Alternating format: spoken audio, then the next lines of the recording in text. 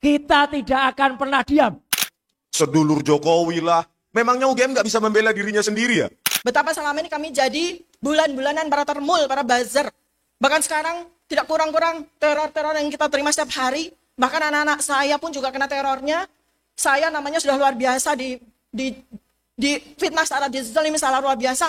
Bahkan almarhum ayah saya, almarhum kakak saya pun dizolimi luar biasa ya. Dan ini adalah sebuah pelanggaran HAM berat yang tidak bisa kita diamkan. Nah, ketakutan itu, kepengecutan mereka itu semakin meyakinkan saya bahwa Jokowi bukan alumni UGM. Dipakai lampu petromaknya jatuh.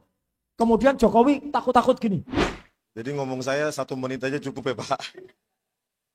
Tadi mendadak keluar dari sini karena harus menjumpai seseorang politisi senior, ya, dengan pendekatan kebudayaan lah.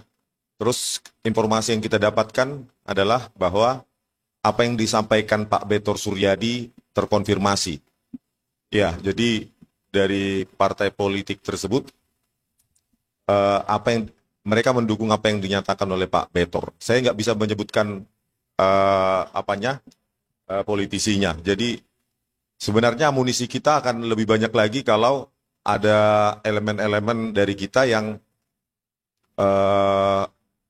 melakukan pendekatan-pendekatan di parlemen sehingga mengetahui arah politik yang menurut saya begitu Pak ya. Saya bukan orang politik tapi ada sejumlah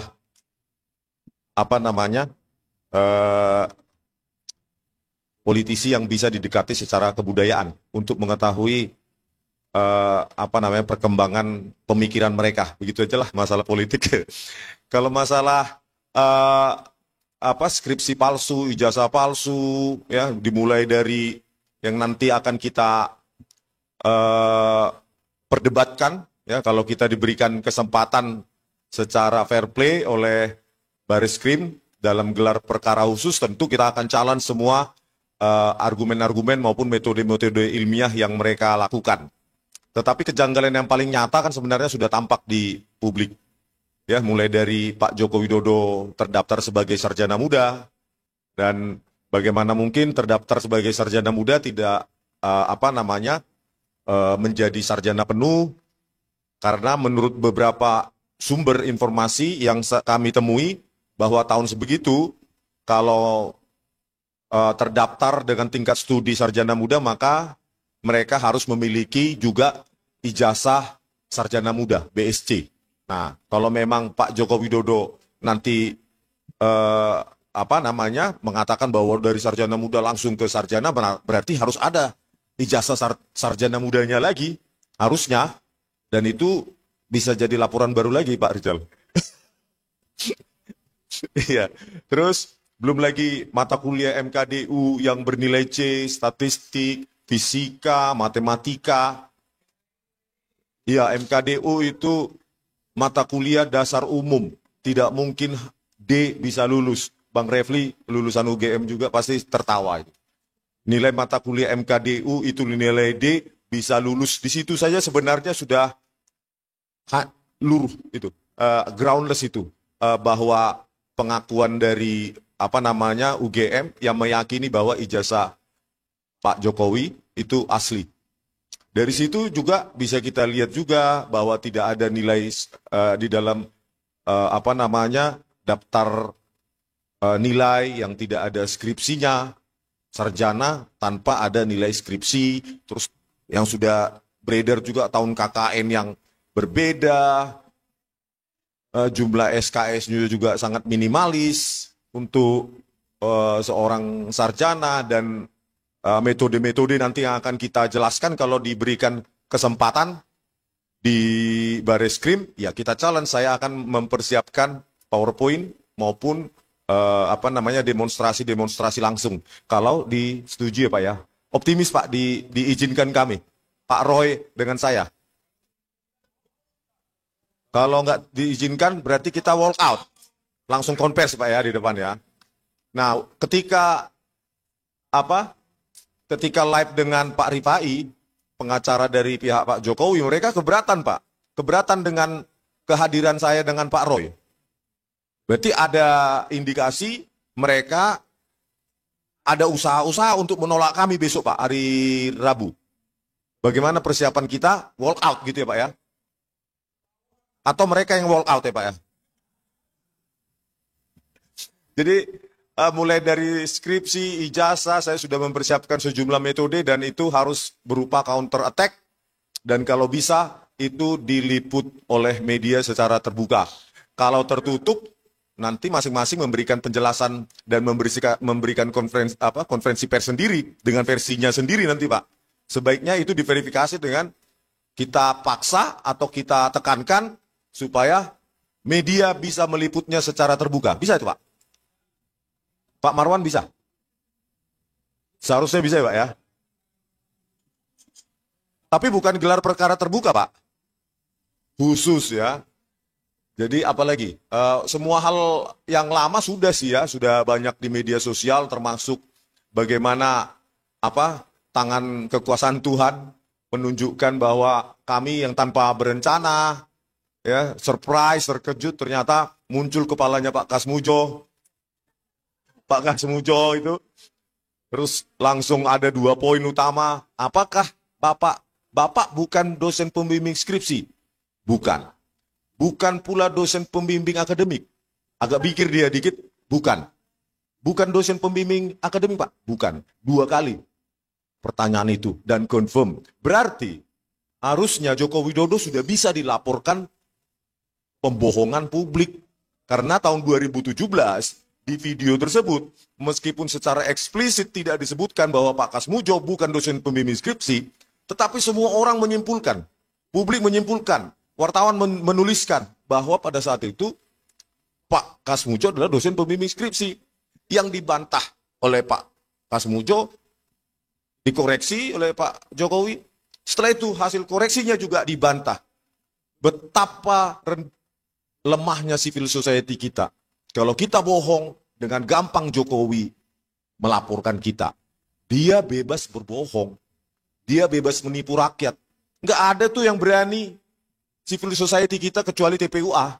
Makanya saya sangat respect kepada TPUA yang nggak takut di penjara apapun risikonya melaporkan. Mana elemen-elemen masyarakat lain yang berani? Coba itu, Joko Widodo laporkan dong. Telah menipu Pak Kasmujo sebagai dosen pembimbing skripsi. Setelah itu berubah lagi dosen pembimbing akademik dan dibantah oleh Pak Kasmujo. Itu video Pak Kasmujo kan bisa sebagai bukti bahwa Pak Jokowi itu berbohong. Mana elemen masyarakat lain? Apakah hanya TPUA yang berani di Indonesia ini?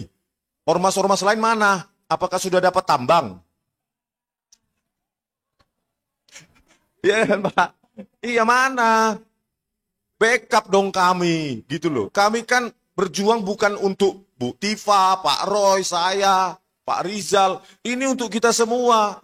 Coba bayangkan. Di backup dong kami, mana elemen-elemen masyarakat yang lain. Kok berdiam diri, tapi kalau Indonesia baik nanti tinggal panen. Begitu. Ya Pak Marwan, bisa ya Pak ya? Atau kita laporkan ke DPR Pak? Loh, kan tahun 2017 Pak Jokowi kan sedang menjadi presiden. Apa nggak ada pasal kebohongan untuk seorang presiden? Yang ahli hukum kan banyak ini Pak. Kalau saya kan ahli di lapangan aja. Terus apa lagi? Ya intinya metodologi ya akan kita challenge karena pada saat ditampilkan oleh Dirtipidum ada 6 dokumen sekaligus yang ditampilkan, tetapi usianya sama tapi warna kertas berbeda. Itu penjelasannya apa? Penjelasannya harus saintifik dong. Ya, kenapa kita melakukan digital forensik? Karena kita tidak bisa menyita. Kalau saya bisa menyita itu skripsi saya ambil dari UGM, ya saya biaya sendiri untuk di Serpong sana, di uji lab. Karena kita tidak bisa menyita, terpaksa kita belajar mempelajari pola di dalam digital forensik itu. Karena kita tidak bisa menyita. Sama seperti kenapa bisa kita ilmuwan misalnya bisa mengatakan bahwa bumi itu bulat. Karena polanya bulat, meskipun kita tidak pernah mengitari bumi. Terus membuktikan sendiri bulat.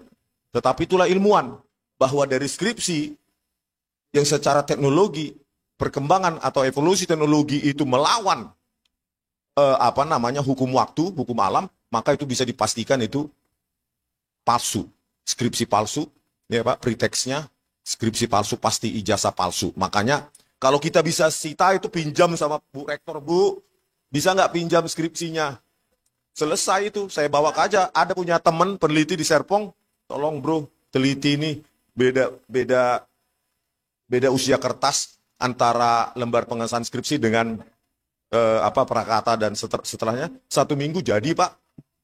Tapi karena kita tidak punya kewenangan untuk menyita, maka kita lakukan cara lain. Dan waktu saya dan istri mengunjungi perpustakaan Fakultas Kehutanan UGM, ya kami cuma dikasih 5 menit dan ditunggui begini. Bentar ya Pak. Udah Pak. Udahlah Pak, cukup Pak, nanti saya dimarahi. Dan ketika datang lagi ke Jogja kemarin untuk meminta rilis video pertemuan tanggal 15 April 2025, yang sangat monumental itu Pak, satu pun pejabat UGM tidak ada yang berani mengeluarkan statement, tanggapan, apalagi menjumpai. Jadi berapa jam saya menunggui di Humas UGM? 2-3 jam, orangnya ada di tempat, koordinator Humas UGM, nggak berani keluar. Mungkin kalau sampai sore, nggak berani juga dia keluar itu Pak. Pertanyaan kenapa nggak berani kalau memang jujur, kalau memang mereka bisa memastikan dokumen-dokumen yang ada itu adalah memastikan bahwa Jokowi alumni UGM. Nah, ketakutan itu, kepengecutan mereka itu semakin meyakinkan saya bahwa Jokowi bukan alumni UGM. Pak Jokowi, Anda bukan alumni UGM. Mengaku saja lah Pak. Kalau saya pribadi, saya maafkan Bapak, tapi nggak tahu rakyat yang lain. Ya. Kalau saya pribadi, saya secara pribadi. Tapi banyak rakyat mungkin berpandangan berbeda. Tetapi Pak, dokumen-dokumen itu, kejanggalan itu sudah terlalu banyak Pak. Jangan tetap bertahan dalam kebohongan Anda, sehingga tenggelam dan diselimuti kecemasan terus. Ya, Bapak cemas dimanapun Bapak berada, sementara kami di sini ketawa-ketawa. Ya, dan kepada UGM, ya, khususnya skripsi-skripsi tahun 1985 yang saya minta ditunjukkan di perpustakaan Fakultas Kehutanan UGM, yang sejak tahun 1985 sampai awal 1990-an, kemana itu Bapak Ibu? Katanya transparansi akademik harus ditegakkan. Coba dong ditaruh di Fakultas Kehutanan UGM supaya bisa kita bandingkan teknologinya. Ternyata ketakutan, ya, ketertutupan akademik membuat UGM menjadi universitas yang cukup memalukan. Saya sebagai alumni dan mungkin ribuan alumni UGM yang lain ya merasa malu. Dulu UGM nggak seperti ini. Betapa ketatnya UGM, ya, bahwa menuliskan nama dosen kita, gelarnya, ada titik atau tidak, suruh pulang. Tanpa harus diberitahu apa salah kita. Karena apa? Anda sudah mahasiswa. Cari tahu sendiri. Pulang, ngeprint. Bayangkan, skripsi atas nama Joko Widodo. Lembar pengesahan skripsi tidak ada. Tidak ada kapan dipertahankan di depan Dewan Penguji. Siapa pengujinya? Tanda tangannya bagaimana? Itu nggak usah secara forensik. Secara akademik saja, itu bukan skripsi. Karena yang paling bertanggung jawab terhadap skripsi, tesis, disertasi, bukan pembimbing. Puluhan tahun jadi dosen pasti paham itu. Yang paling bertanggung jawab terhadap isi dari skripsi, tesis maupun disertasi adalah penguji. Penguji. Tanpa ada tanda tangan penguji, maka skripsi itu sama dengan toilet paper. UGM, ya, saya nggak bermusuhan dengan alma mater yang saya cintai, yang saya sayangi. Saya bermusuhan pada kalian-kalian yang memanfaatkan UGM untuk kepentingan pribadi kalian. Ya, saya bermusuhan pada kalian, ya, karena nanti ada rela gama, ya, sejumlah alumni Gajah Mada juga yang akan membuat gerakan-gerakan yang setuju dengan pendapat saya. Kami tidak ingin UGM yang kami cintai, yang kami saksikan bagaimana dosen-dosen kami mendidik kami dengan hidup kesederhanaan, dalam kesederhanaan, yang cinta pada integritas akademik. Kalian coreng Profesor Ova Emilia, Wakil Rektor Wening Udasmoro dan lainnya yang mewakili UGM sekarang. Kalau tidak bisa kalian tunjukkan dokumen-dokumen yang membuktikan atau mematahkan argumen kami dan membuktikan bahwa Pak Jokowi adalah lulusan UGM terbuka, maka lebih baik mundur. Mundur, Bu Ova Emilia, mundur, Bu. Ya, karena apa? Sebenarnya Joko Widodo akan runtuh dengan sendirinya kalau UGM jujur. Runtuh. Makanya saya bilang, setelah dari Jakarta ini saya akan sebulan, tiap hari saya akan mendatangi UGM. Karena akar masalah adalah di UGM. UGM, Bu, jangan menjadi universitas penipu. Tidak ada satupun skripsi di UGM yang tanpa ada tanda tangan penguji. Ayolah, Bu Ova Emilia, kembalikan alma mater kita, kebanggaan kita, menjadi universitas yang bermartabat lagi. Ya, jangan hanya karena Joko Widodo, semua aturan birokrasi atau aturan akademik kalian langgar. Sayangi alma matermu, ingat Bu Ova Emilia bagaimana Anda dididik dengan dosen-dosen Anda dulu di kedokteran gigi ya, kedokteran gigi. Bu Ova. Wah, kedokteran umum UGM, ya dosen-dosen kita dulu yang kebanyakan sudah almarhum. Ingatlah itu, Bu. Ya, jangan Bu Ova, jangan memakai seseorang yang sekarang menjabat komisaris padahal dia bukan lulusan UGM, ya. Dia cuma lulusan Ruko University 3 lantai. Bagaimana itu menjadi pembela UGM yang paling die hard? Kan konyol. UGM punya orang-orang pintar. Skripsi itu Bu Ova kasih ke Fakultas Teknik Elektro, selesai 1 hari mereka simpulkan itu bodong. Ayo libatkan ahli-ahli dari UGM sebelum nama UGM hancur. Ya, jangan libatkan lagi itu die hard Jokowi, relawan-relawan Jokowi ya, projo lah, apalagi itu Joman lah, apalagi itu sedulur Jokowi lah. Memangnya UGM nggak bisa membela dirinya sendiri ya? Ya, masa cuma Sylvester Stallone yang lulusan Ruko University menjadi die hard pembela pembela UGM sih? Dia bukan alumni UGM. Siapa lagi itu? Pitra Romadoni bukan alumni UGM. Andi Aswan bukan alumni UGM. Ya, kami tahu aturan akademik yang dijunjung tinggi di UGM, sehingga kami sangat yakin UGM bermain, maksud saya pengurus UGM bermain di sini. Pasti itu. Karena kami ya lahir dari rahim UGM. Kami paham aturan UGM yang sangat ketat. Kalau Sylvester ya nggak tahu. Sylvester tahunya bagaimana menjilat supaya jadi komisaris. Sama seperti Ade Armando yang sekarang jadi komisaris PLN. Yang dengan enteng dia di YouTube-nya mengatakan saya dungu. Ade Armando, kau bisa menjadi penjilat Jokowi, tapi jangan sekali-sekali mengatakan saya dungu. Saya masih bermartabat, saya tidak membuat video yang mendungu-dungukan Anda. Karena kalau saya buat itu, saya sama rendahnya seperti Anda. Ya. Sejumlah kali ada orang yang menawarkan komisaris lah, jabatan inilah ke email saya. Saya bilang, pet. Makan tuh jabatan. Kalau malam ini saya mati, besok mati, biarkanlah saya mati bukan menjadi seorang penjilat seperti Anda, Andi Armando. Terima kasih. Bismillahirrahmanirrahim. Assalamualaikum warahmatullahi wabarakatuh.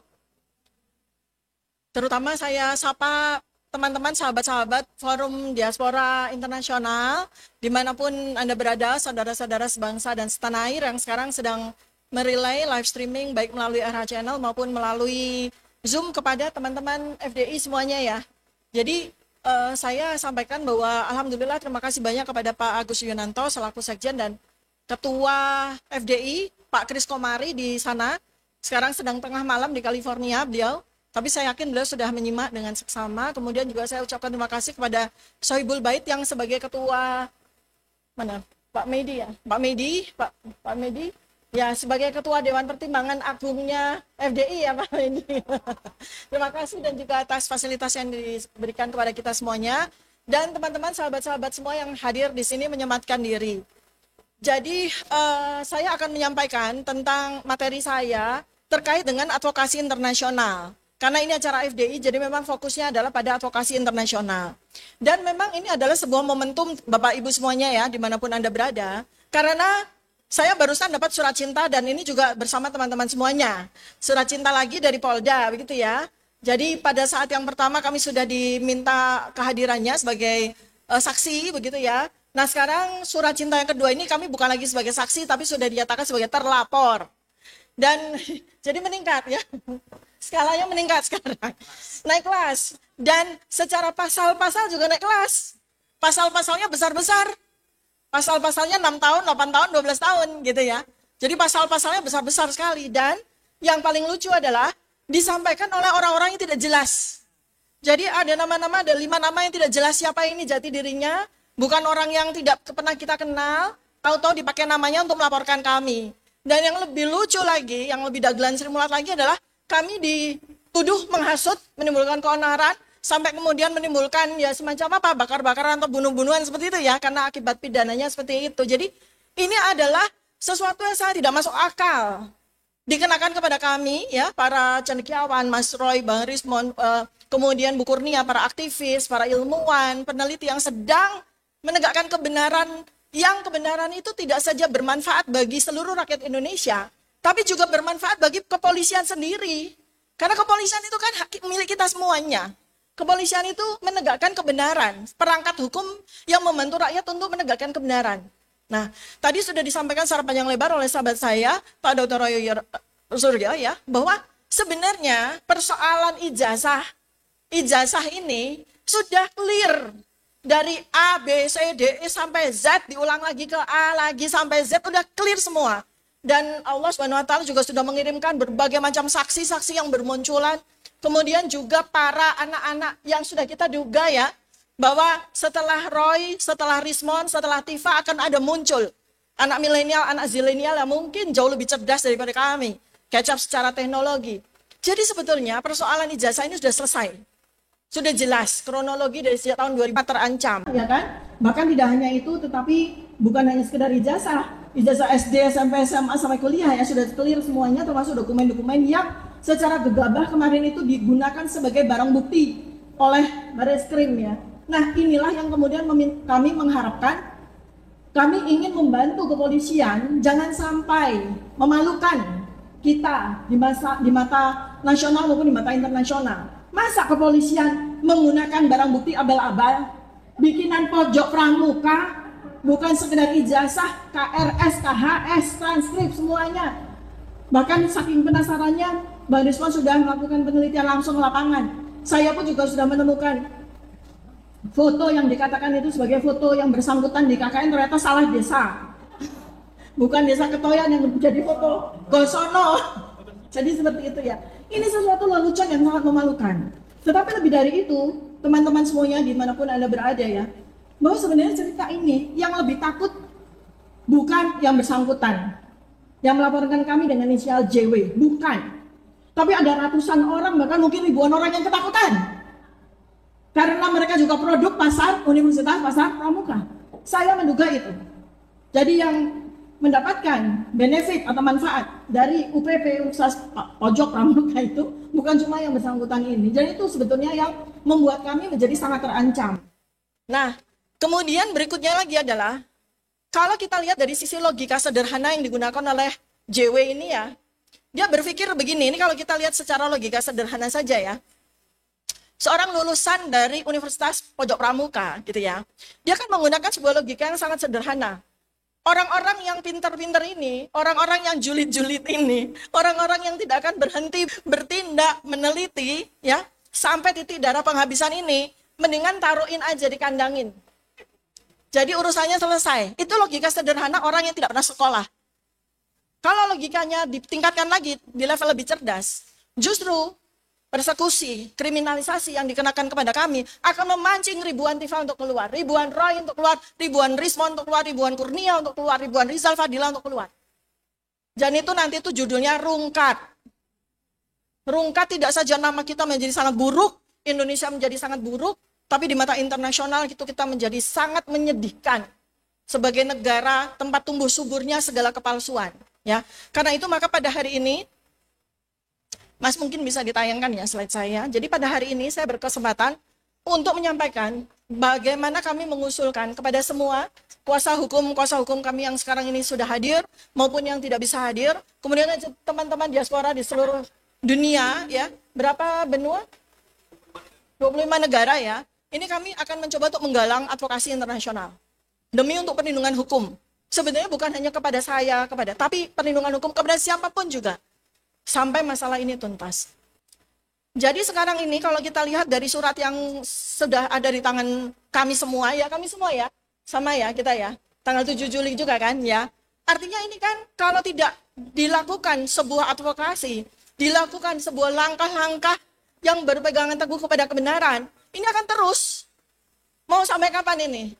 Katakanlah kita menolak, karena surat ini sama sekali nggak ada harganya secara hukum. Karena orang yang melaporkan kami sama sekali tidak jelas, tidak punya legal standing. Saya sekarang udah pinter ya bicara legal standing ya.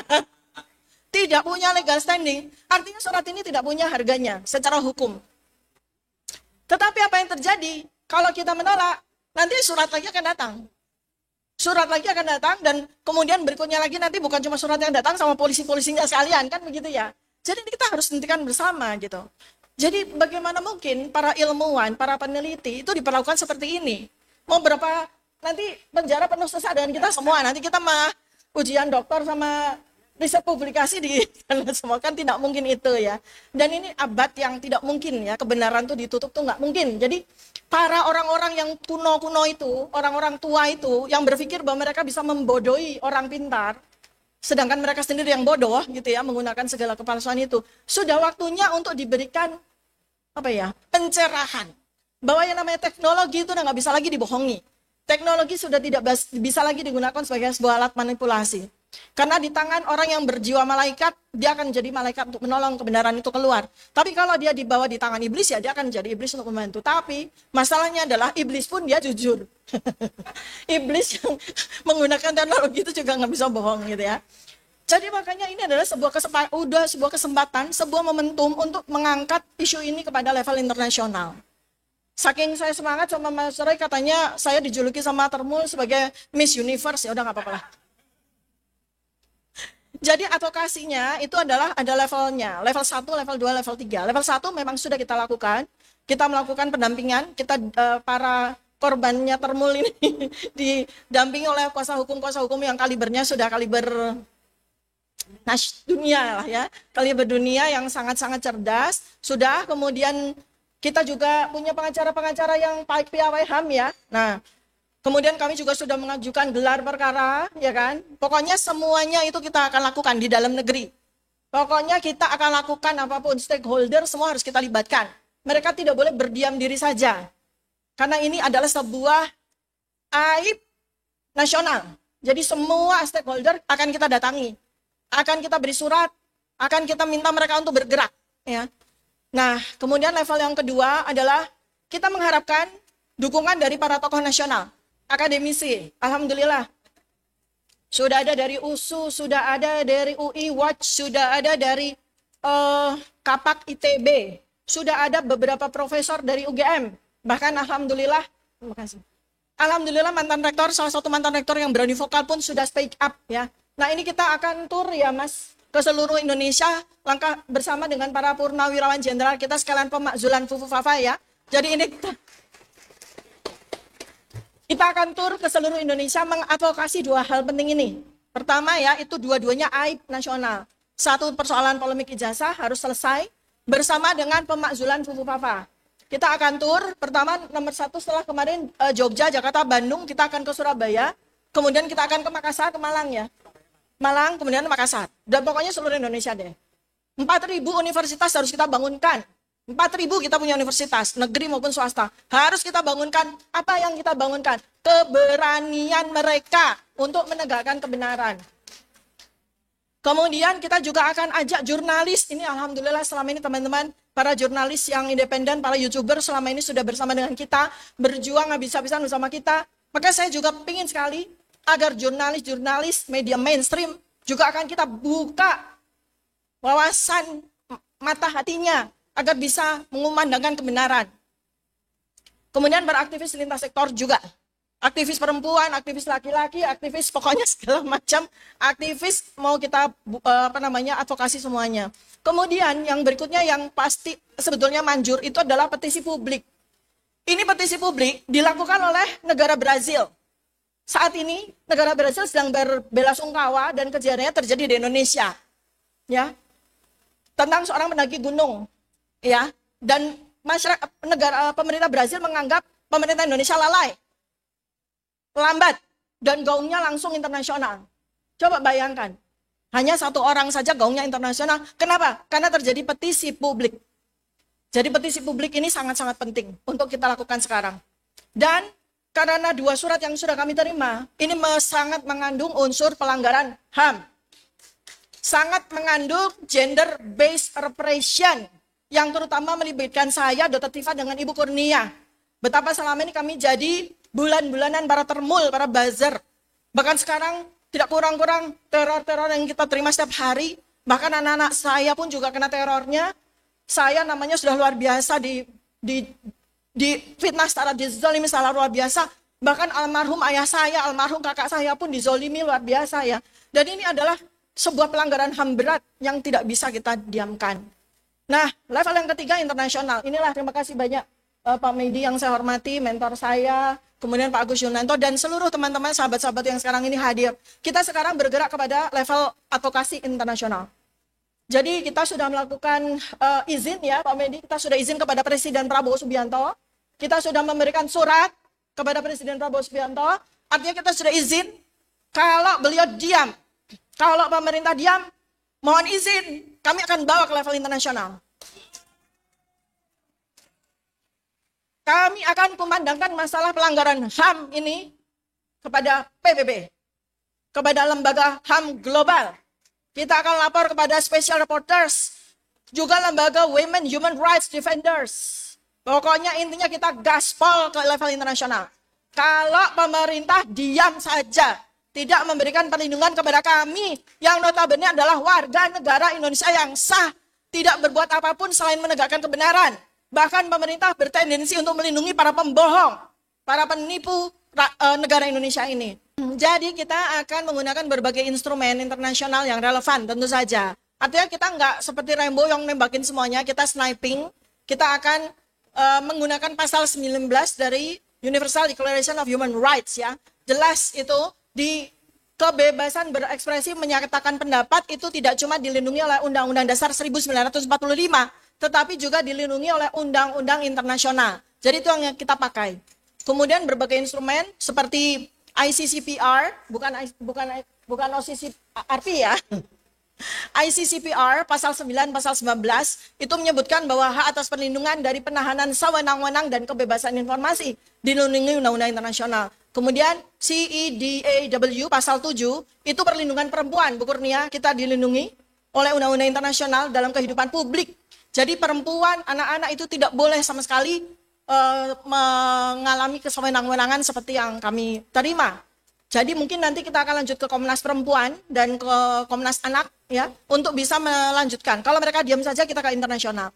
Kemudian deklarasi PBB bahwa negara wajib melindungi mereka yang membela HAM. Kami membela HAM. Kami membela hak asasi manusia, yaitu apa? Kebenaran yang harus diperoleh kepada seluruh warga negara Indonesia. Kemudian kita juga punya UN Guidelines of Women Human Rights Defenders tahun 2013 bahwa wanita itu harus dilindungi. Jadi semua bapak-bapak ini berkewajiban untuk melindungi kami para perempuan. Demikian juga dengan pemerintah. Demikian juga dengan internasional. Sekarang, mengapa saya perlu tekankan Bapak dan Ibu semuanya, saudara-saudara semuanya sebangsa dan setanah air di seluruh dunia, karena kami ini menjadi target kriminalisasi. Kami menjadi target kriminalisasi. Kalau sampai negara tidak bertindak, semua stakeholders negara tidak bertindak, berarti apa? Negara gagal melindungi kami, para intelektual. negara gagal melindungi para perempuan untuk mengungkapkan kebenaran. Dan tindak lanjutnya, kami bersama para kuasa hukum akan membuat report, science-based report berbasis ilmiah kepada UN Special Reporter on Violence Against Women, Komnas Perempuan, UN PBB, Working Group on Discriminations. Jadi kita akan ajukan laporan, bukan sekedar surat tapi laporan, berbasis penelitian yang sudah kami lakukan. Jadi langkah-langkah praktis sudah kami siapkan. Dan kami juga tentu saja akan sampaikan kepada Presiden, kami akan sampaikan kepada DPR, kami akan sampaikan kepada MPR, kami akan sampaikan kepada DPD, bahwa kami bertindak. Jadi kami tidak mau bertindak tanpa sepengetahuan mereka.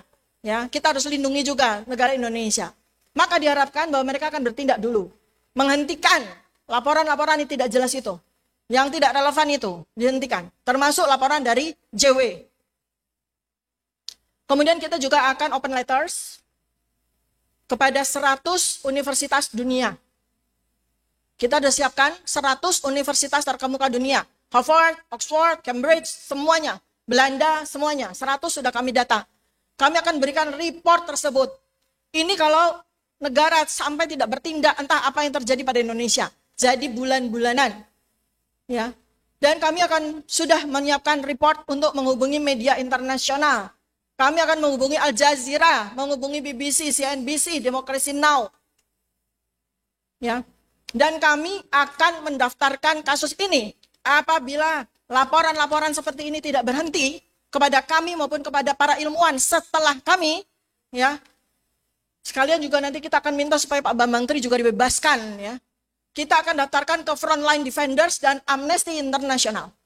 Karena dengan penjelasan dari semua penelitian kami maupun Pak Betor dan kawan-kawan, jelas Pak Bambang Tri tidak bersalah. Sehingga dia pun juga harus mendapatkan perlindungan dari Amnesty International.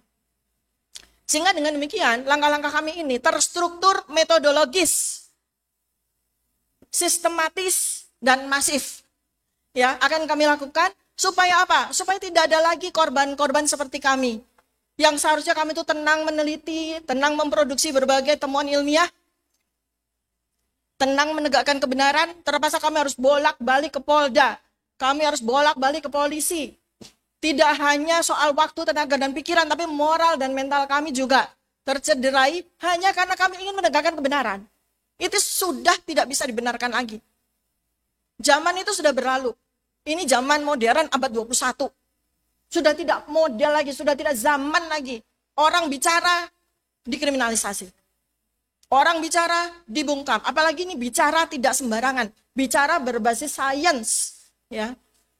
Kalau seperti ini maka negara akan gagal. Maka tentu saja kami tidak akan gegabah. Layer yang kedua akan kami jalankan. Kami akan tentu saja akan memberikan report kami kepada para stakeholders, ya, DPR, MPR, DPD segala macam. Sebelum kami jalankan semua report yang sudah kami siapkan ini ke level internasional. Tapi saya nggak tahu ya, mungkin nanti teman-teman dari diaspora punya pendapat yang berbeda, ya nggak apa-apa, kita paralel aja kan ya. Iya. Ya kan? Berarti mereka akan komen juga. Ya. Jadi pesan penutup dari saya adalah ketika hari ini para ilmuwan dikriminalisasi karena menyuarakan data-data kebenaran, maka besok kelak bisa jadi kebenaran itu sendiri yang akan dihukum mati di negara ini. Maka kita akan berjuang bersama, kita berdiri bersama untuk menegakkan kebenaran agar kebenaran terus menjadi cahaya yang menerangi semua hati, semua akal pikiran dari seluruh Indonesia. Demikian yang bisa saya sampaikan. Saya sangat mengharapkan terutama saudara-saudara yang berada di 25 negara yang sekarang sedang menyimak apa yang kami sampaikan. Mudah-mudahan langsung gayung bersambut ya Pak Agus. Dan insya Allah nanti kami akan segera berjalan. Dan supaya diketahui bahwa minggu depan jadwal kami sudah akan ke DPR, MPR, DPD. Terima kasih. Mohon maaf kiranya bila ada salah kata dan sikap. Billahi taufiq wal hidayah. Assalamualaikum warahmatullahi wabarakatuh. Waalaikumsalam warahmatullahi wabarakatuh. Jadi begini Bapak dan Ibu. Kita tahu kita pernah punya seseorang yang bernama Joko Widodo. Dan Joko Widodo itu kemudian pernah dengan sangat gagahnya, pernah dengan sangat bangganya datang pada tanggal 19 Desember tahun 1945 2017 datang ke kampus Universitas Gadjah Mada, kampus di mana kami bertiga, saya, Dr. Resmond dan Dr. Tifa, ini alhamdulillahnya kami semua sama-sama menempuh strata 1 di UGM, strata 2-nya juga di UGM, meskipun dalam kampus yang berbeda-beda. Saya S1-nya komunikasi, S2-nya magister kesehatan, Dr. Tifa S1-nya kedokteran, S2-nya magister kedokteran, Dr. Resmond S1, S2-nya teknik elektro. Kemudian Dr. Resmond meneruskan lagi S2, S3 di Jepang, saya meneruskan lagi S3 di UNC, dan Dr. Tifa, kita doakan bersama, insya Allah segera akan ujian tertutup dan ujian terbuka untuk doktornya. Ya, jadi moga-moga itu bisa saling menguatkan lagi di antara kami semuanya. Nah, saat itu kami hadir ke UGM itu untuk melihat secara resmi apa yang disebut sebagai skripsi. Ya, skripsi karena tidak mungkin timbul ijazah tanpa ada skripsi.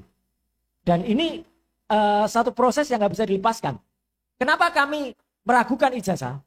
Karena pada saat-saat setelah sahabat kita Bambang Trimulyono dan Gus Nur itu dikriminalisasi oleh orang yang sama, oleh Joko Widodo yang tidak menunjukkan ijazahnya, waktu itu kemudian UGM ini seperti mau membela Jokowi, yaitu mengeluarkan beberapa kali acara. Salah satunya acara di tahun 2017 tadi, atau acara di kampus UGM yang dikomandari oleh Dekan Fakultas Kehutanan Sigit Sunarta dengan menunjukkan fotokopi ijazah Jokowi. Demikian juga teman-temannya menunjukkan fotokopi ijazah mereka. Nah, justru inilah teman-teman, saya hari ini akan tampilkan 2 macam bukti saja, yang ini nanti insya Allah juga akan kita bawa pada saat gelar perkara pada hari Rabu yang akan datang, sekaligus menantang kejujuran dari Bareskrim, Laboratorium Forensik Bareskrim, bahwa yang mereka katakan ijazah Jokowi identik dengan 3 pembanding itu tidak ada apa-apanya. Artinya gini, Bareskrim menyatakan ijazah Jokowi Widodo identik, terus ditampilkan di layar lebar di atas. Apakah itu ijazahnya?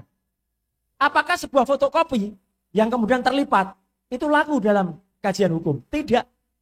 Itu hanya fotokopi yang ditampilkan di Bareskrim. Dan itu malah fotokopinya jelek lagi, terlipat. Tapi mau tidak mau, itulah yang ditampilkan oleh Bareskrim. Harusnya kalau dari awal Bareskrim atau Joko Widodo sendiri menunjukkan ijazah aslinya, mungkin persoalan nggak akan merembet sampai panjang. Atau kalau Bareskrim pada saat konferensi pers pada 22 Mei yang lalu menunjukkan juga, memegang Brigjen Juandini menunjukkan ini loh ijazahnya, mungkin saya percaya 50% dari masyarakat itu akan oh gitu ya, udah ada. Tapi karena itu tidak ditunjukkan, membuat kita semakin bertanya. Dan tantangan dari Bareskrim itulah membuat saya juga melakukan ujian, menguji 3 ijazah pembanding. Dan 3 ijazah pembanding yang saya uji, rekan-rekan sekalian dan juga pemirsa YouTube semuanya, ini fakta. Dan saya tidak milih-milih karena itu ditunjukkan oleh mereka sendiri. Ada ijazah nomor, nanti akan kelihatan. Nomor 1115. Itu ijazah milik Fronojiwo. Fronojiwo adalah kita kenal sebagai daihatnya Jokowi. Jadi dia itu membela mati-matian Jokowi. Ya, karena otomatis dia karena dulu seorang manajer hotel di Jawa Timur, tiba-tiba jadi komisaris, ya dia pasti membela habis-habisan. Yang kedua, ijazah nomor 1116. Nah, di sebelah kanan ini, mungkin yang satu persatu dulu mas, bukan yang 44. Ini akan kita lihat bersama. Ijazah 1120 milik Jokowi Widodo. Mohon maaf karena gambarnya kecil ya. Nah, inilah yang ditampilkan pada saat di konferensi pers di Bareskrim. Nah, ini terima kasih sudah dibesarkan. Jadi ini aneh. Kalau ini disebut fakta hukum, tentu teman-teman praktisi hukum di sini akan ketawa. Ini fotokopi. Fotokopi berarti bukan asli. Saya bilang lucu sekali. Bareskrim malah menampilkan hanya yang ini. Jadi fotokopi terlipat, ada tetesan kopi juga. Jadi ini foto dari tetesan kopi. Ini ijazah nomor 1120. Ini miliknya Joko Widodo. Saya minta mas, coba tampilkan yang lain, gak apa-apa. Nanti saya 1115. Kita ada ijazah yang lain. Yang itu saya gunakan sebagai pembanding. Nah ini 1115. Miliknya Fronojiwo. Oke, teman-teman. Saya tampilkan ini sebagai keterbukaan. Kalau Mabes Polri mau membanding, harusnya pembandingnya dikeluarkan. Jangan pembandingnya disembunyikan. Ini ijazah pembanding 1115 milik Frono Jimbo. Ya. Lanjut 1116 Mas.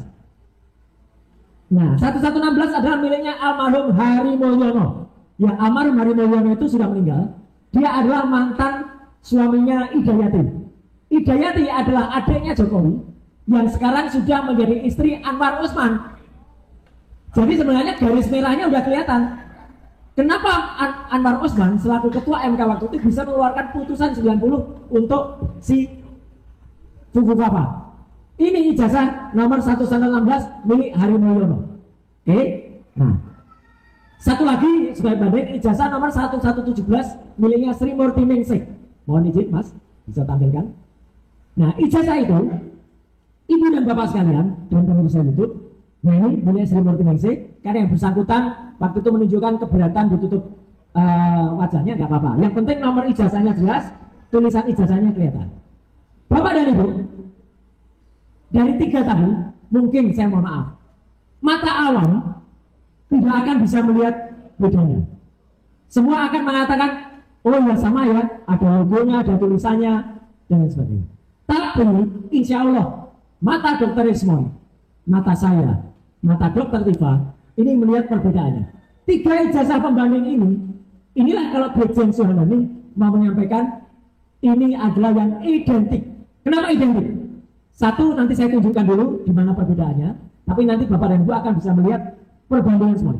Saya membandingkan antara huruf Z ini dengan logo UGM, kemudian dengan huruf A dengan logo UGM.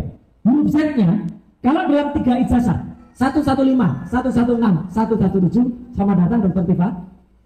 Ini adalah posisinya masuk ke dalam. Ini 3 ijazahnya, ya. Ini posisinya masuk ke dalam. Z ini, Z ini, Z ini. Kemudian huruf A-nya itu adalah masuk ke dalam logo. Ijazah 1120 milik Joko Widodo, huruf Z-nya agak naik ke atas. Agak naik di atas logo. Huruf A-nya keluar dari logo. 1, 2, 3, 11, 15, 11, 16, 11, 17 sama persis. Huruf A-nya masuk dalam logo. Semuanya masuk. Huruf Z-nya keluar semua, agak naik.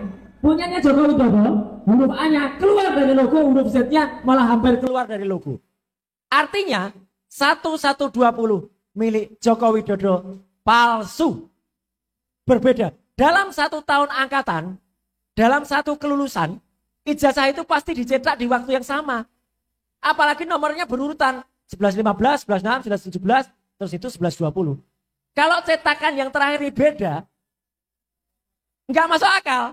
Karena cetakan itu pasti sama. Berarti cetakan yang berbeda ini beda waktu nyetaknya dengan 3 ijazah sebelumnya. Jadi itu, nah perkara di luar UGM atau di dalam UGM, itulah yang masih kita kejar. Artinya teman-teman, ini satu clear banget, sesuatu yang sangat jelas, bahwa dari bukti ijazah itu, kami kemudian mengejar. Oke lah, karena kami selalu diserang. Mas pernah pegang nggak itu ijazahnya? Nggak usah pegang. Tidak usah pegang. Ini sama seperti teknologi itu bisa menjawab. Ibu-ibu pernah nggak? Mohon maaf ini. Ibu-ibu pernah nggak waktu, maaf ini ya, waktu mengandung, pemeriksaan kandungan, dan dulu kalau dokter zaman dulu, meriksa bayi yang ada di dalam perut kita, itu alatnya waktu dulu itu hanya stetoskop. Didengarkan di sini. Oh ya, bayinya sehat Bu. Tapi nggak penting. Sekarang, tanpa dokter itu memegang bayi ibu, kan sudah ada alat namanya USG, ultrasonografi. Ultrasonografi semakin canggih. Bisa tahu bayinya di dalam itu bentuknya kayak apa. Bahkan USG yang 4D, 4 dimensi, udah kelihatan di layar kayak gitu tadi. Terus kelihatan bentuk bayinya cowok atau cewek pun kelihatan. Bahkan dokter pun kadang-kadang bercanda. Ya, Bu itu bayinya ketawa, dadain dong gitu. Ya kan nggak bisa lihat bayinya. Tapi itu teknologi. Sama dengan yang kami gunakan. Saya Dr. Ismon, Dr. Tifa, berbeda ilmunya. Saya dan Dr. Ismon mungkin sedikit agak sama. Tetapi kami menggunakan teknologi. Dan teknologi itulah yang dibuat oleh manusia dan dengan menggunakan akal pikiran yang diridhoi oleh Allah Subhanahu wa taala. Kita manfaatkan. Jadi saya selalu menjawab, meskipun kita tidak perlu pegang ijazahnya yang asli, kenyataannya Baris Krim juga tidak tampilkan ijazah aslinya. Itu aja. Tapi kita bisa tahu karena ada teknologi. Itu fakta pertama. Fakta kedua yang kami dapatkan pada saat saya, Dr. Tifa, Dr. Resmond, dan teman-teman sebagian TPUA datang ke kampus Unas Gadjah Mada, kami memegang kalau ini langsung, bukti langsung, namanya primary evidence, yaitu skripsi dari Joko Widodo. Mas, boleh tampilkan sekarang skripsi? Mungkin nggak usah semuanya, cukup ada yang namanya daftar atau lembar pengesahan saja nanti, yang ada tanda tangannya. Ya, jadi itulah yang membuat kami semakin yakin, dan bukan hanya keyakinan yang hanya bersifatnya naratif, tapi nah ini, teman-teman semua, ini adalah lembar yang ada di dalam skripsi berjudul Joko Widodo. Saya tidak memastikan itu skripsinya Joko Widodo, tapi ini ada di dalam buku skripsi yang tertulis nama luarnya Joko Widodo. Di sini kelihatan sekali, ada 2 penanda tangan. Nanti biar Dr. Resmond yang menjelaskan soal fontnya. Kalau Dr. Resmond mengatakan, huruf yang digunakan di skripsi ini, hurufnya terlalu canggih. Terlalu cantik, kata Dr. Resmond. Belum ada di tahun 85. Iya, saya skripsi tahun 90 aja masih pakai mesin ketik. Padahal saya kerja di toko komputer terbesar di Jogja waktu itu. Saya bisa menggunakan printernya, tapi printer laser waktu itu harganya 20 juta. Ngeprint 1 lembar itu mungkin 10.000. Nggak mungkin seorang mahasiswa bisa ngeprint kayak gini. Dicetak di percetakan perdana, hasilnya pun nggak kayak gini. Jadi ini jelas cetakan baru. Nanti jelas ya biar Dr. Resmond. Tapi artinya kita melihat di sini.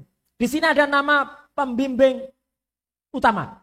Profesor Dr. Insinyur Ahmad Soemitro. Kebetulan, ini semua saya yakin juga tidak kebetulan. Dr. Tifa adalah sahabat ketika sekolah dengan putrinya Profesor Ahmad Sumitro. Yaitu Mbak Aida, namanya siapa dulu? Aida Astineng Putri. Sekarang namanya menjadi Aida Greenberry karena tinggal di Australia. Mbak Aida Greenberry sudah langsung teriak di media sosial. Ini bukan nama ayah saya. Ayah saya pakai Sumitro. Tanda tangannya juga beda. Mbak Aida mengirimkan contoh tanda tangannya ayahnya. Beda. Kalau orang grafolog, orang yang belajar tanda tangan langsung menebak. Tapi alhamdulillah saya juga sempat belajar tanda tangan, sempat belajar daktiloskopi waktu itu. Jelas beda. Dan yang paling menarik, Bapak dan Bu, ini yang paling menarik. Di sini tertulis Profesor Dr. Insinyur Ahmad Soemitro. Dan ini Yogyakarta, ini harusnya diisi November. Oke. Profesor Dr. Ahmad Sumitro baru mengucapkan pidato pengukuhan guru besar pada bulan Maret tahun 1986. Jadi pada saat ini beliau belum profesor. Nggak mungkin nulis namanya dengan profesor. Jadi lembar ini palsu. Tanda tangannya juga tidak sama dengan terima kasih Mas sudah dibesarkan. Ya, tanda tangannya palsu. Kalau DK-nya ini tanda tangannya sebenarnya tidak yakin kita tanda tangan basah atau benar, ya. Gitu. Artinya atau ini printing. Tapi yang jelas Profesor Ahmad Sumitronya salah. Soemitronya salah, belum profesor. Mas mungkin satu lagi kalau boleh yang ketikan biasa, yang stempelnya sih soal miring. Tapi kalau stempel miring sih biasalah, nggak apa-apa. Kalau itu nggak. Satu lagi sebagai bukti terakhir sebelum nanti kita lihat di situ di lembar yang ketikan biasa, ketikan manual, namanya masih betul, masih Dr. Insinyur Ahmad Sumitro. Dan itulah yang dibuat oleh si pemilik skripsi ini aslinya. Jadi kira-kira gini, itu ada skripsi orang, dilepas 2 lembar depannya, dikasih nama Joko Widodo, dan karena membuatnya sudah Profesor Ahmad Sumitro, maka dia ngetiknya Profesor. Padahal aslinya dia masih doktor. Jadi kesalahan-kesalahan ini sangat mungkin. Sama seperti nah ini. Ini di sini ada Bapak Profesor Dr. Sunardi, betul. Atasnya Bapak Doktor Insinyur. Jadi belum profesor. Ini yang benar. Dan ini ketikan tangan, ketikan manual. Ini ada satu, ini termasuk dalam satu lembar buku skripsi yang ada. Masuk akal nggak? Dalam sebuah buku yang depannya profesor, yang belakangnya doktor. Kalau kita jadi Profesor Ahmad Sumitro, saya bilang, loh, nama saya sudah profesor kok diturunkan? Atau saya masih dokter kok jadi profesor? Kualat, nggak boleh kita. Nah, jadi itu. Kemudian dalam ini bukan saya nggak menunjukkan, Bapak dan Ibu sekalian, memang tidak ada lembar pengujiannya. Skripsi tanpa lembar pengujian tidak akan lulus. Dan kenapa kemudian Dr. Tifa, Dr. Rismond sampai masuk ke desa KKN? Karena itu sebuah hal yang sangat berkesinambungan. Mahasiswa masuk itu tentu dia diterima dulu. Setelah diterima dia bayar SPP. Bayar SPP dia registrasi. Ini urut nggak? Nanti Dr. Tifa akan cerita. SPP-nya tidak benar. Kemudian pendaftaran registrasinya masih sarjana muda. KKN-nya nanti Dr. Rismond yang datang ke desa Ketoyan. Ruwet di sana. Ketika awalnya dikatakan oleh Ju Hamdani, KKN-nya Jokowi tahun 83, itu desa KKN-nya semuanya ketika ditanya ngomongnya 83. Ibu kepala desanya ngomong 83. Ditanya oleh teman-teman perusahaan tanah, 83 atau 85 Bu? 83. Tapi setelah kita serang 83-nya, seorang mahasiswa tahun 80, gak mungkin 83 sudah KKN. 3 tahun itu gak mungkin. Dia otak dewa kalau 3 tahun sudah KKN. Dia ngambil SKS-nya 1 semester 30, baru bisa KKN. Setelah itu Joko Widodo meralat sendiri di Solo. Ketika ditanya wartawan, dia tanya 85 awal.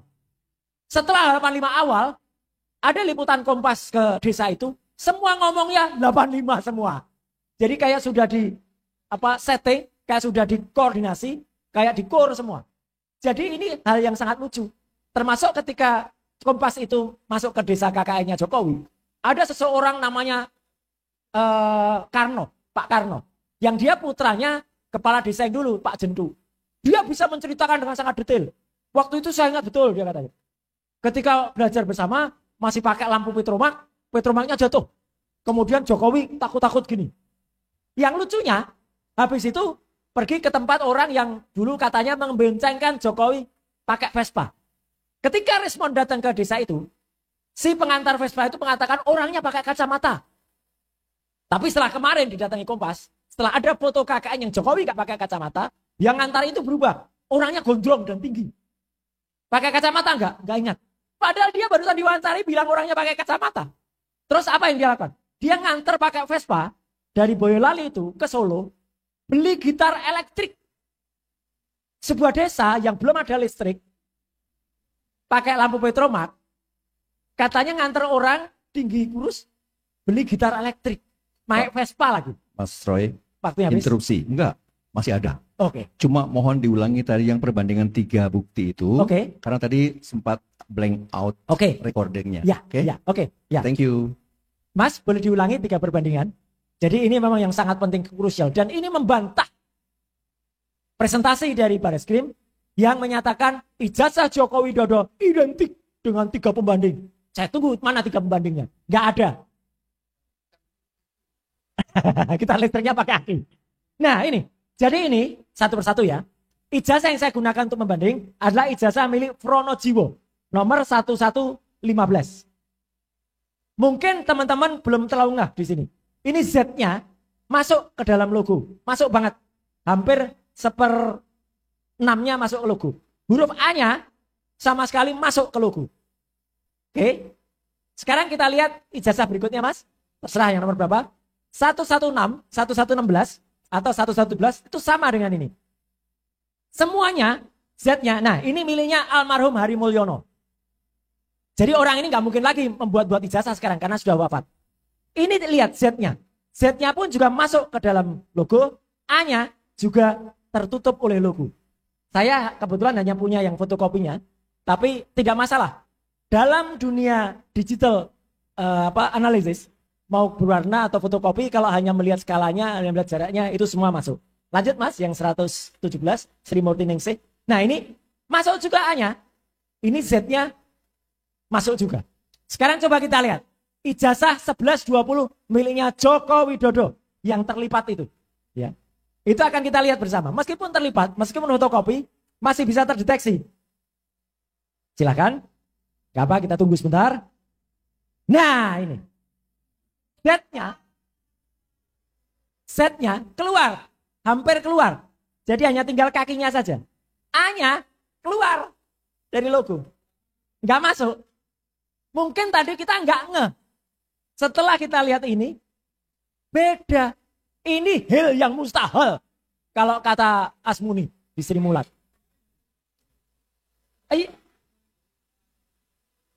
Oh ada beberapa, tapi saya kira ini udah menunjukkan kalau platnya ketika nyetak itu beda. Udah plat yang beda itu berarti edisi pencetakannya beda. Padahal ijazah-ijazah berikutnya sama lagi dengan yang itu. Jadi artinya ini ijazah ini dicetak di waktu dan mungkin tempat yang berbeda dengan 3 ijazah sebelumnya. Urutannya bersama nomornya. Mas bisa ditampilkan perbandingan. Ini. Kalau boleh ini ditaruh agak gede gitu. Nah 3 ini teman-teman semua, itulah kelihatan bahwa Z yang ada pada ijazah 11-20 milik Joko Widodo itu agak keluar, A-nya keluar, yang ini A-nya jelas masuk, ini A-nya juga masuk, ini juga A-nya masuk. Nah ini A-nya masuk, ini miliknya ini 11-16, ini 3 ini identik. Karena 3 ini milik Fronojiwo, Murtiningrum, dan ijazah milik almarhum Hari Mulyono. Kalau ijazahnya Jokowi dikelihatan bisa nggak Mas?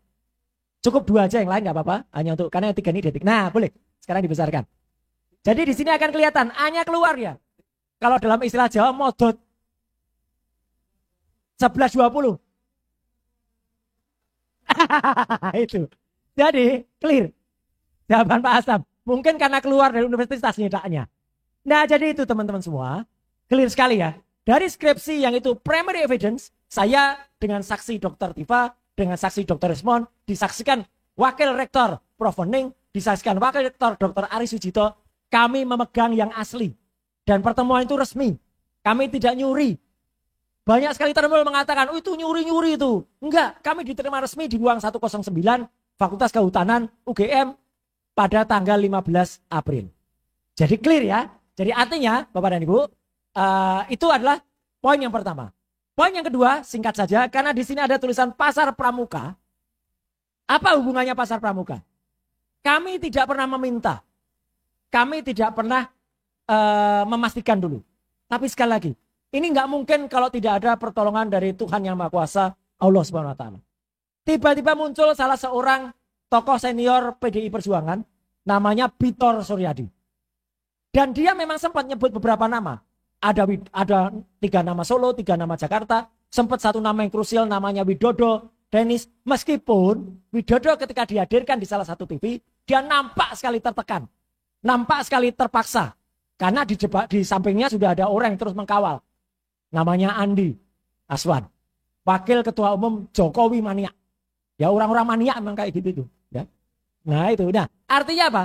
Tidak tahu kemungkinan. Saya kemarin dengan Dr. Rismond, dengan salah satu podcast namanya Sentana, kami menghadirkan orang lain. Namanya Mr. J. Saya singkat. Saya mohon izin untuk tidak menampilkan orang ini dulu karena orang ini nanti akan dikriminalisasi kalau tampilkan. Dia memastikan bahwa ada yang namanya Profesor P, Profesor Paiman, itu adalah memang sudah ada di Pasar Pramuka semenjak 97 sampai 2017. Bukan 2002. Prof. Paiman mengaku ke saya hanya sampai 2002. Untuk supaya dipisahkan dari kasus yang diceritakan oleh Bitor di tahun 2012. Saya percaya ini semua akan menemukan ujungnya. Karena kami dibantu juga oleh mantan bin beneran ini. Kabinda Aceh ya, Kolonel Sri Chandra Rajasa. Udah banyak orang yang nanti akan memberikan kesaksian. Logika kita sederhana saja. Kalau ada tempat seperti Pasar Pramuka yang bisa mencetak dengan cukup presisi, kalau ada orang mau nyetak ijazah, mana lagi kalau bukan di sana? Itu belum kesimpulannya, tapi itu masih hipotesis. Tapi kayaknya nggak mungkin juga. Kalau mereka mencetak tidak di tempat orang yang merasa aman dan nyaman. Profesor Paiman itu adalah Ketua Umum Relawan Jokowi. Ya dulu ya, sekarang masih namanya sedulur Jokowi. Dan tanggal 6 Mei yang lalu, Profesor Paiman itu nggak ada hujan, nggak ada angin, tiba-tiba mau WA saya, menyuruh saya menyetop semua upaya saya. Dan bahkan menyuruh saya minta maaf ke Jokowi. Dan malah mengetahuan, Mas, tolong hentikan semua, supaya keluarga Anda aman dan damai. Teror. Saya langsung membroadcast itu dan Pak Iman pun sudah minta maaf ke saya pada WA berikutnya. Tapi minta maafnya pakai koma. Dia tetap tidak mengakui bahwa dia masih ada di Pasar Pramuka. Lucunya, Bapak dan Ibu, saya pun terjun langsung ke Pasar Pramuka. Ya, hari Kamis minggu yang lalu.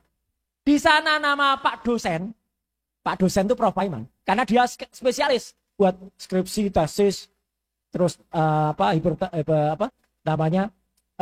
produk-produk kan. Jadi dia disebut sebagai Pak dosen. Tidak logis.